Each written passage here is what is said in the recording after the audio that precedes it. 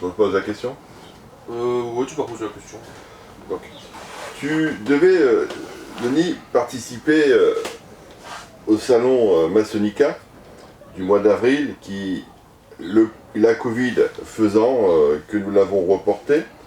Ce salon aura lieu sous un autre modèle avant de revenir à son modèle qui permet d'avoir 11 conférences, des tables rondes et tout ça. Tu devais participer sur la table ronde, l'atelier sur les personnages francs-maçons importants dans notre région. Peux-tu nous en dire quelques mots pour donner l'envie, parce que nous la ferons, cette table ronde elle est importante et nous en avons beaucoup discuté avec Franc-Maçonnerie Magazine, pour que des frères, des sœurs et des profanes puissent venir découvrir ce que certaines personnes ont apporté à notre région. Alors, je crois que ce qui est intéressant dans cette affaire des personnalités du nord de la France, des Hauts-de-France, comme on dit aujourd'hui, c'est d'abord de les prendre à différentes périodes et pour voir comment ils se comportent dans cette franc-maçonnerie, ce que la franc-maçonnerie leur apporte, et finalement, essayer de comprendre pourquoi ils sont devenus francs-maçons et ce qu'ils ont voulu y faire. Et c'est vrai que dans ce que j'ai esquissé pour l'instant, mais que je vais continuer à travailler, j'avais pris quatre personnalités qui sont à la fois dans des périodes différentes et reflets d'engagement à différents niveaux. La première personnalité qui est importante, qui est aujourd'hui complètement oubliée, sauf peut-être à Lille, c'est par exemple Charles de Bière.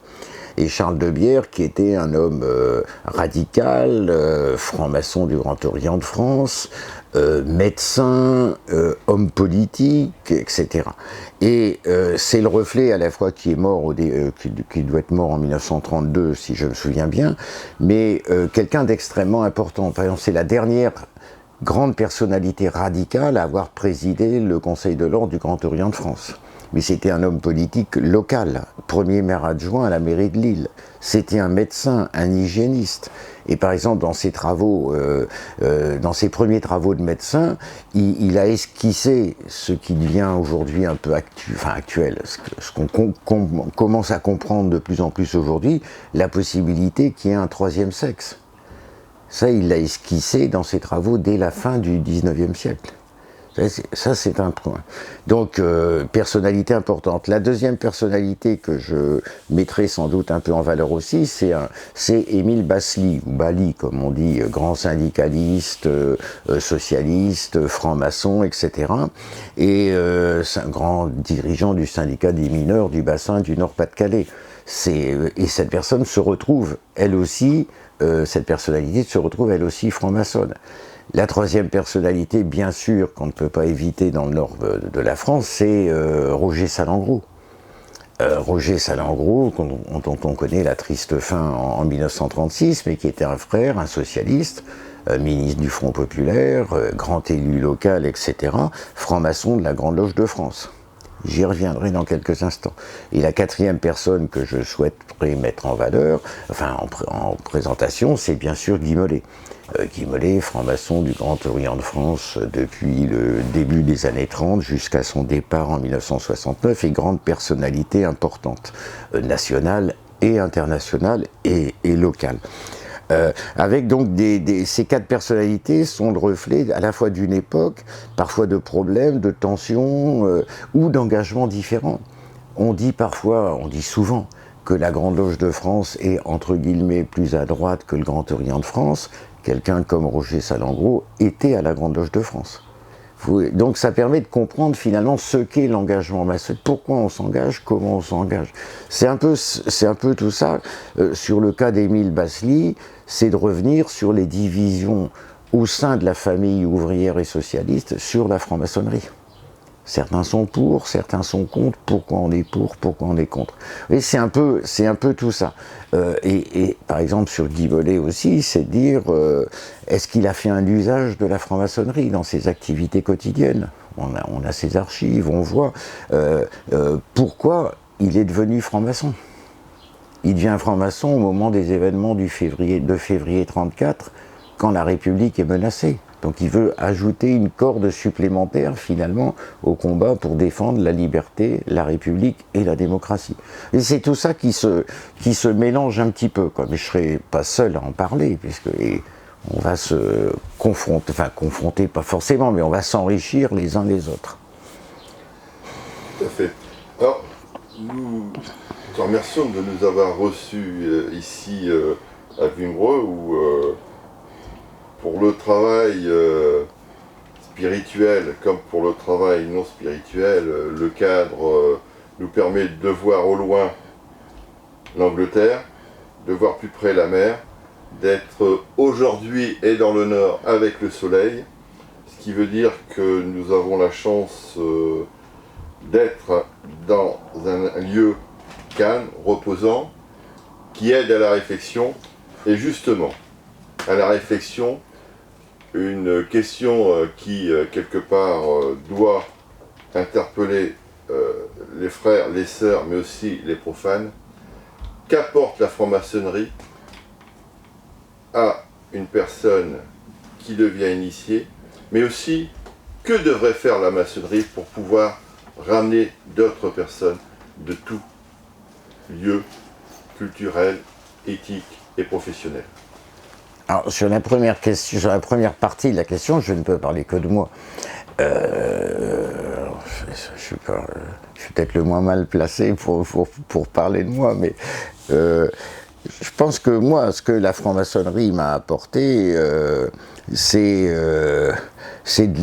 apprendre à écouter les autres, apprendre aussi à les respecter. Parce que j'ai fait beaucoup de politique et j'en fais encore un petit peu. Et c'est vrai que dans le monde politique, c'est souvent l'anathème. C'est-à-dire, vous avez tort, j'ai raison. Et généralement on dit j'ai raison, donc vous avez tort. Et la franc-maçonnerie nous amène au contraire à apprendre, à comprendre ce que l'autre veut dire et qu'il n'a peut-être pas, même s'il ne partage pas nos opinions politiques, et j'allais dire surtout s'il ne les partage pas, nos opinions politiques, nous essayons de comprendre pourquoi il le dit et avec à quoi ça correspond pour lui. Donc, c'est ça qui m'intéresse, la franc-maçonnerie, c'est d'écouter et essayer de comprendre l'autre. Et peut-être aussi de comprendre que les idées dites reçues ne sont pas forcément les bonnes, et que la vérité, elle peut être multiple. Donc, dans un certain sens, cette franc-maçonnerie, cette entrée en franc-maçonnerie, moi en 1987, sans doute un peu tardivement, mais j'en avais marre de faire de la politique, je voulais faire autre chose, m'a amené à devenir un peu plus réformiste que je ne l'étais avant. Parce que je pense que la maçonnerie est foncièrement réformiste. C'est-à-dire qu'elle veut changer la société, mais par petites touches, par avancées. Et ça, elle le fait depuis le 19e siècle, sur lequel je travaille beaucoup, par ses travaux au quotidien, par ses convents, par l'engagement de ses élus, etc. La franc-maçonnerie est réformiste. Et donc moi je suis devenu de plus en plus réformiste. Donc ça c'est un peu la première question. La deuxième, je l'ai perdue. C'était quoi ta deuxième question? Alors la question, que devrait faire la franc-maçonnerie pour avoir plus de monde dans ses loges, dans ses obédiences, mais plus de monde, quelle que soit la culture, quelle que soit l'éthique et le professionnel. Alors, je vais scinder ça, après je vais essayer de ne pas oublier la deuxième partie. La première partie, c'est, je pense que ce que peut faire la franc-maçonnerie, ce que peut faire et ce que devrait faire la franc-maçonnerie. Par rapport à ce que j'ai dit il y a quelques minutes, la franc-maçonnerie, sa grande richesse, c'est qu'elle a des personnes, hommes et femmes, pas forcément de niveau social différent, car nous sommes quand même assez classe moyenne et classe moyenne supérieure, mais des personnes d'engagement politique différent, de regard sur le monde différent. Et c'est ça la grande richesse de la franc-maçonnerie. Et moi j'ai la faiblesse de penser que cette franc-maçonnerie, c'est la seule structure créée par des hommes des hommes avec un H majuscule, qui puissent vraiment régler les problèmes de la société, justement parce qu'elle regroupe des personnes complètement différentes. Et elle est complètement différente des partis politiques, qui chacun, et qui sont honorables pour l'essentiel, pour la plupart, qui ont des buts honorables. Mais la franc-maçonnerie, justement parce qu'elle regroupe des gens différents, peut être capable de proposer à la société une solution, des solutions pour mieux vivre ensemble, pour que la société soit plus correcte, que chacun y trouve sa place, etc. C'est la seule structure humaine. Les autres sont ou thématiques ou politiques engagées. Alors ça c'est ça. Alors sur la deuxième question, j'ai moins de... je disais il y a quelques minutes, nous sommes aussi le reflet de la société et de ce que nous sommes. Quelques minutes auparavant, je parlais d'Émile Basly, par exemple. L'une des, je pense, des grandes tragédies, le mot est peut-être un peu fort, de la franc-maçonnerie depuis le 19e siècle, c'est de ne pas avoir pu faire venir à elle des ouvriers. Des ouvriers de l'industrialisation du 19e siècle. Il y avait des ouvriers qui étaient certes des ouvriers ébénistes à Paris ou ailleurs, mais c'était des ouvriers qualifiés qui avaient pratiquement un statut d'artisans, qui étaient très lettrés, etc. Or, la franc-maçonnerie n'a pas pu, avec la grande industrialisation forcenée de la fin du 19e siècle, faire venir à elle des ouvriers, parce que ces ouvriers, généralement, étaient déracinés, n'avaient pas de culture, et n'étaient préoccupés que d'une chose, c'est-à-dire de manger ou de s'installer dans la région dans laquelle on les avait implantés. Et donc il y a eu puis ils n'avaient pas d'argent non plus, à la différence de ces ouvriers spécialisés dont je parlais, ébénistes ou autres. Et on a toujours eu ce manque d'ouvriers. Par exemple, je te parlais d'Émile Basly, c'est l'un des seuls ouvriers qui soit rentré en franc-maçonnerie à cette période-là. Il y en a eu extrêmement peu, quelques poignées sur des dizaines. Donc il faut qu'on essaie d'être aujourd'hui le reflet de la société. Donc c'est-à-dire de faire venir des ouvriers, il n'y en a plus beaucoup. Je veux dire, je pense que notre grand défi aujourd'hui, ça va être la jeunesse. C'est-à-dire de réussir à faire venir la jeunesse. Et c'est un gros problème parce que on est avec une jeunesse qui a beaucoup moins de références que nous, qui est hantée par le travail. Et moi, quand je suis rentré dans le monde du travail en 1973, quand j'ai passé mon bac en 1972, je ne me préoccupais pas de mon emploi. Je savais que je trouverais du travail. Aujourd'hui, les gens, il y a ce couperet qui tombe en permanence. Donc, les amener à dire, ils ne se syndicalisent plus, ils ne sont plus en politique, ils ne s'engagent plus. Or, les amener à dire que nous pouvons leur offrir un espace de liberté, de discussion et de se cultiver et de travailler aussi sur eux-mêmes. Ça, c'est le gros enjeu qui nous concerne. Le géo, pour parler de ce que je connais le moins mal, le Grand Orient de France, là, ça l'a fait à la fin des années, après mai 68, notamment à l'initiative de Fred Zeller et de quelques autres, s'est tourné vers le monde étudiant.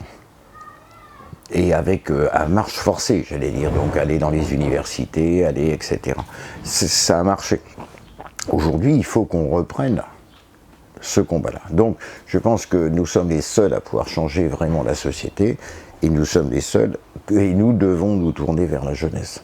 Or, tout à l'heure, je travaillais, en vous attendant, je travaillais sur mes prochains travaux, et je suis tombé sur la pyramide des âges au Grand Orient de France. En 1950, la moyenne d'âge des frères du Grand Orient de France était de 57 ans. Donc là, j'étais en 1967, elle était de 51 ans. C'est-à-dire qu'entre 60 et 67, l'âge avait baissé. Je préfère ne pas savoir quelle est la moyenne d'âge des frères du Grand Orient de France aujourd'hui. Mais je suis convaincu que ça éclate vers mon âge. Ce qui n'est pas une bonne affaire. Mais je dis toujours ce que je pense. Hein. Nous te remercions donc pour l'entretien qui sera donc diffusé sur YouTube Masonica très prochainement. Et nous te retrouverons très prochainement parce que nous allons parler aussi de ce que tu as écrit et publié dans Franc-Maçonnerie Magazine très prochainement. Avec plaisir. Merci Denis. C'est moi. Premier, ça c'était sur Généralité. Généralité, Salon du Livre. Bon,